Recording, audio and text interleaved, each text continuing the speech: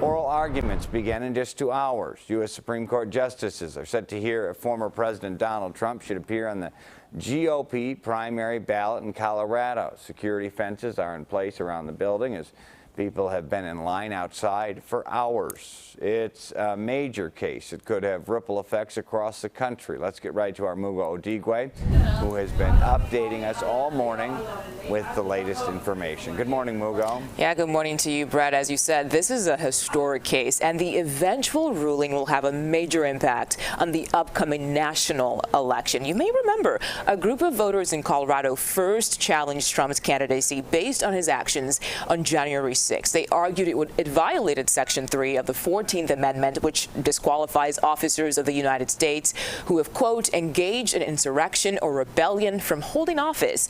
Colorado's Supreme Court agreed, and Trump appealed. And that brings us to today, as the U.S. Supreme Court prepares to hear arguments in this case.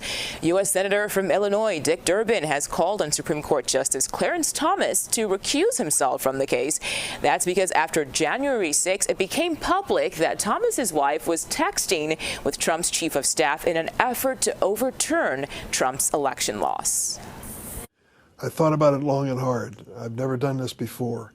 And my feeling is that Justice Thomas has some serious issues that really reflect on the integrity of the United States Supreme Court. This situation where his wife was directly in touch with the Trump administration in the White House during the period of the election denial really says to me he should step aside from this decision for the good and reputation of the court.